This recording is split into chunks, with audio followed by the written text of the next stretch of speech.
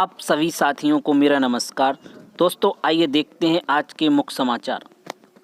साथियों, अनिश कुमार को लेकर जो हाईकोर्ट में याचिका थी उसकी सुनवाई पूरी हो चुकी है और उसका फैसला सुरक्षित रख लिया गया है। तो अनिश कुमार को लेकर हाईकोर्ट का फैसला सुरक्षित हो चुका है। इलाहाबाद हाईकोर्ट ने प्रदेश के उच्च प्राथमिक विद्यालयों में कार्य 27,000 से ज़्यादा अनिदेशकों को 17,000 रुपये मासिक मानदेय देने का आदेश के खिलाफ राज्य सरकार की विशेष अपील पर बहस पूरी होने के बाद निर्णय सुरक्षित कर लिया है। मुख्य न्यायाधीश न्यायमूर्ति राजेश बिंदल तथा न्यायमूर्ति जे मुनीर की खंडपीठ में गुरुवार को करीब 2 घंटे बहस चली। राज्य सरकार की ओर से अधिवक्ता अजय कुमार मिश्र ने सरकार का पक्ष रखा। कहा कि जुलाई 2017 में याचियों ने 8,470 रुपये मानदेय के लिए समझा किया था, इसलिए याचिका 17,000 रुपये प्रति मानदेय पाने के हकदार नहीं है। उन्होंने खंडपीठ को बताया कि 17,000 मानदेय केवल 1 साल के लिए जारी हुआ था। महाधिवक्ता का कहना था कि अनुदेशकों की तैनाती 1 साल ही समुदाय पर होती है और कार्य संतोषजनक होने पर नवीनीकरण का नियम है। अनुदेशकों की ओर से वरिष्ठ अधिवक्ता HN सिंह और अधिवक्ता दुर्गा तिवारी ने पक्ष रखा। बताया कि एकल पीठ ने याचियों को 17,000 मानदेय देने का आदेश दिया है, लेकिन राज्य सरकार ने इस आदेश का पालन नहीं किया। राज्य सरकार की तरफ से यह भी कहा गया कि केंद्र सरकार से पूरा फंड नहीं दिया गया, जबकि केंद्र ने बताया कि हमने पूरा फंड दे दिया है। प्रदेश के लगभग 27,000 अनुदेशकों का मानदेय 2017 में केंद्र सरकार ने बढ़ाकर 17,000 रुपये कर दिया था। इसे प्रदेश सरकार ने लागू नहीं किया है। विवेक सिंह, आशुतोष शुक्ला और भोलानाथ पांडे की ओर से याचिका दाखिल की गई थी। एकल पीठ ने पूर्व में अनुदेशकों को 2017 से 17,000 रुपये मानदेय 9% ब्याज के साथ देने का आदेश दिया है। इसी फैसले के खिलाफ राज्य सरकार ने विशेष अपील दाखिल की है। तो इस मैटर का जो है फैसला सुरक्षित रख लिया गया है। अब ये फैसला कब तक सुरक्षित रहता है और इसका कब जजमेंट आता है, ये आने वाले दिनों में पता चलेगा। तो साथियों, चलते हैं अगली खबर की ओर। बेसिक स्कूल की पुस्तकों में तुलसीदास जी के जन्म पर विवाद। परिषदीय स्कूल में अभी पूरी तरह किताबें पहुंची नहीं है। इसी बीच श्री रामचरितमानस महाकाव्य के लेखक गोस्वामी तुलसीदास के जन्म स्थान पर बेसिक किताबों ने विवाद खड़ा कर दिया। करनेलगंज तहसील के परसपुर ब्लॉक के राजापुर गांव में जन्मे गोस्वामी तुलसीदास के जन्म स्थान के बारे में 2 कक्षाओं की किताब में 2 स्थानों का उल्लेख विवाद का विषय बन गया। शासन ने स्थायी निदान की व्यवस्था नहीं की, अब सोशल मीडिया पर जंग छिड़ी है।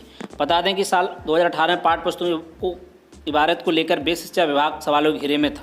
गोस्वामी तुलसीदास का जन्म स्थान के बारे में 2 अलग अलग जानकारी दी गई थी। तमाम अमर उजाला ने इस खबर को प्रमुखता से प्रकाशित किया था। उस समय 2 कक्षाओं की हिंदी किताबों में अलग अलग जन्म स्थान का जिक्र था, मगर एक बार फिर वही चूक की गई है। कक्षा 7 की हिंदी किताब में गोस्वामी तुलसीदास जी का जन्म स्थान सोरो छपा है और कक्षा 8 की हिंदी किताब में गोंडा राजापुर प्रकाशित किया गया। लोगों की मांग है गोंडा का राजापुर दर्ज होना चाहिए। सोशल मीडिया पर ऐसी स्थिति पर सवाल खड़े हो रहे हैं। शिक्षक राम आशीष तिवारी कहते हैं कि छात्रों को सही जानकारी मिलनी चाहिए। परस्पर विकास मंच के अरुण सिंह ने सवाल उठाया कि भ्रामक जानकारी देना अनुचित है। VSC अखिलेश प्रताप सिंह ने बताया कि किताबों में जो भी तथ्य है उसके बारे में जो भी आपत्ति मिलेगी उसके बारे में निदेशालय को अवगत कराया जाएगा। तो साथियों, बढ़ते हैं अगली खबर की ओर। 68,500 भर्ती प्रक्रिया के शिक्षकों का विद्यालय आवंटन 15 और 16 को। साथियों, बेसिक शिक्षा विभाग द्वारा 68,500 भर्ती प्रक्रिया के कोर्ट के आदेश के तहत विभिन्न जिलों में तैनाती पाने वाले अभ्यर्थियों को ऑनलाइन विद्यालय आवंटन 15 और 16 सितंबर को किया जाएगा। बेसिक शिक्षा परिषद के सचिव प्रताप सिंह बघेल के अनुसार राज्य परियोजना कार्यालय द्वारा उपलब्ध कराए गए ब्यूरो पर NIC के जरिए विद्यालय आवंटन होगा। उसके बाद संबंधित शिक्षकों के वेतन भुगतान और एरियर भुगतान की नियमानुसार कार्रवाई होगी। यही नहीं, इस प्रक्रिया के बाद जिले स्तर पर प्रस्ताव शिक्षकों तबादले प्रक्रिया शुरू होने की उम्मीद जताई जा रही है। तो इसी के आधार पर जब ये प्रक्रिया संपन्न हो जाएगी तभी जो है शिक्षकों के तबादले की प्रक्रिया शुरू हो सकती है। साथियों, बढ़ते अगली खबर की ओर। अभ्यर्थियों को दर्शा दिया था अनुपस्थित, अब उत्तीर्ण। साथियों, ये जूनियर एडिट भर्ती जो 2021 का परिणाम घोषित हुआ है दोबारा से संशोधित होकर के, उसको लेकर ये खबर है। शासकीय सहायता प्राप्त एडिट जूनियर हाई स्कूल शिक्षक भर्ती परीक्षा 2021 के संशोधित परिणाम ने इसमें हुई अंधर गर्दी को बेपर्दा कर दिया है। सहायक अध्यापक 1,504 और प्रधान अध्यापक 390 पदों पर भर्ती के लिए कराई गई इस परीक्षा में 132 अभ्यर्थियों के कम अंक दिए जाना तो फिल्म के ट्रेलर भर जैसा था। इसकी आगे कहानी तो मंगलवार को संशोधित परिणाम घोषित किए जाने सामने आई। पहले 15 नवंबर 2021 को घोषित किए गए परिणाम में सहायक अध्यापक पद पर एक ऐसे अभ्यर्थी को अनुपस्थित दर्शा दिया गया था जो न सिर्फ परीक्षा में शामिल हुआ था बल्कि उत्तीर्ण भी था और उसको अनुपस्थित दिखा गया था। तो संशोधित परिणाम में उसकी OMR सीट का जब मूल्यांकन हुआ, अब वो छात्र उत्तीर्ण हो गया है और शिक्षक बनने की रेस में आ गया। 17 अक्टूबर 2021 को कराई गई इस परीक्षा का परिणाम 15 नवंबर को घोषित किया गया था। तब 571 अभ्यर्थियों ने प्रत्याबंध देकर शासन से शिकायत की तो उन्हें कम अंक दिया गया। साक्ष्य के तौर पर ओएमआर शीट की प्रति भी संलग्न थी।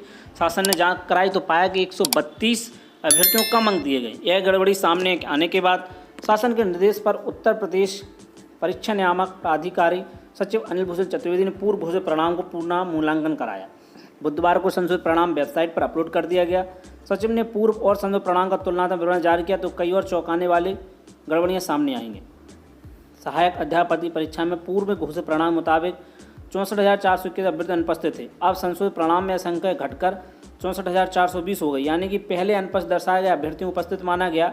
इसी तरह प्राध्यापक पद पर पूर्व घोषित परिणाम में 4,631 अभ्यर्थी अनुपस्थित थे। अब संशोधित परिणाम में यह 4,628 अनुपस्थित हो गए। तो यहाँ पर उपस्थिति अनुपस्थिति का भी खेल हुआ है और कई शिक्षक अब शिक्षक बनने की कगार पर आ गए। पहले उन्हें बाहर कर दिया गया था, अब वो उपस्थित हो गए हैं। तो सहायक अध्यापक के लिए जिस एक परीक्षार्थी को पहले अनुपस्थित दर्शाया गया था वह उपस्थिति सीट से मिलान करने पर उपस्थित था। पूर्व में मिलान नहीं किए जाने से गड़बड़ी हुई थी। जारी किए गए संशोधित परिणाम में वह अभ्यर्थी अब उत्तीर्ण घोषित है। ये कहना है अनिल भूषण चतुर्वेदी जी का, जो कि सचिव परीक्षा नियामक प्राधिकारी उत्तर प्रदेश इस समय वर्तमान में है। तो साथियों, ये जूनियर एडेड भर्ती परीक्षा परिणाम अभी विवादों में चल रहा है। अभी इसमें और भी विवाद आने वाले हैं, क्योंकि असंतुष्ट जो साथी हैं शिक्षक बनने की कगार पर थे वो भी इसमें अब कोर्ट जाने की तैयारी करेंगे और कहीं ना कहीं ये विवाद बढ़ता ही जाएगा। तो साथियों, आज की खबरों में बस इतना ही। वीडियो अगर अच्छा लगे तो वीडियो को लाइक कर लें। चैनल पर पहली बार आए हैं तो चैनल को जरूर सब्सक्राइब करें।